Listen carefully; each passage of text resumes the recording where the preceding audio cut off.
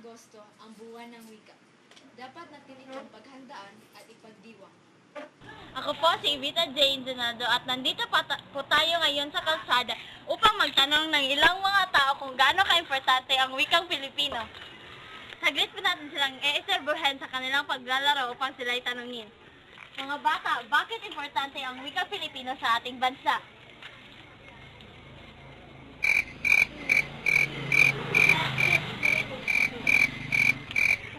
Wala po silang masagot. Para makilala tayo bilang isang Pilipino sa buong mundo. Gamitin ang internet para matutunan para magamit natin ang sarili natin. Para magkaintindihan tayo. May isa na naman tayong i-interviewin na isang driver. Kuya, bilang isang driver, bakit importante ang wika para sa iyong trabaho?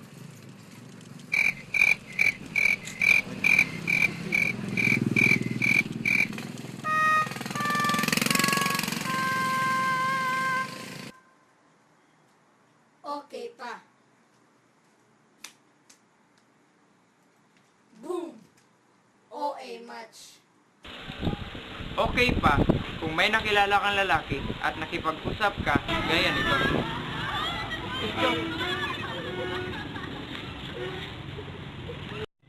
Hi, kuya. Panyo mo ba to? Oo, salamat.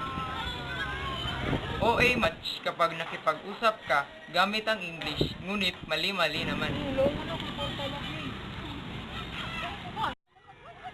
there, handsome. What's your name?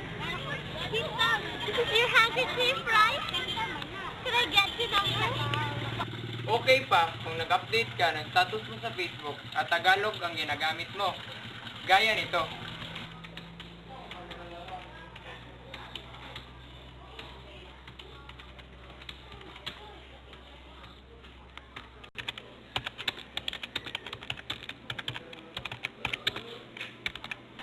Pero OA match kung Becky words ang ginagamit mo.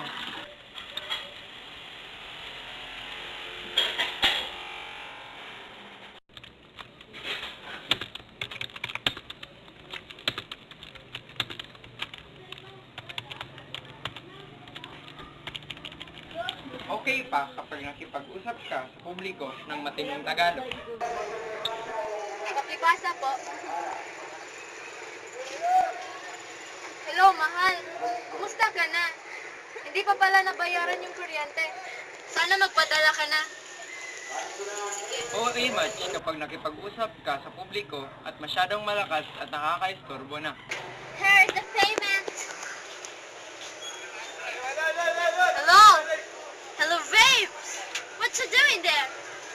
Don't be weak on the job! Our energy is not yet faded! Kulang po ito. Mahalaga ang wika dahil ito ang ginagamit natin upang magkaintindihan tayo. Ito ang nagpapahiwatig kung ano ang nais nating sabihin o nararamdaman. Ito ay siyang kaluluwa ng ating bansa. Ito ang sumasalamin ng ating bansa. Kahit kailan, syempre ngayon, buwan ng wika, dapat nating respetuhin ang ating bansa sa pamagitan ng pagtangkilik ng ating kultura at sariling wika. Ito ang paalala ng makakatang grade 8 Galvani. Sana, patuloy nating respetuhin ang ating bansa. Ako po si Evita Jane Donaldo at nandito po tayo ngayon sa kalsada upang magtanong ng ilang tao na... Kahit kailan, syempre ngayon,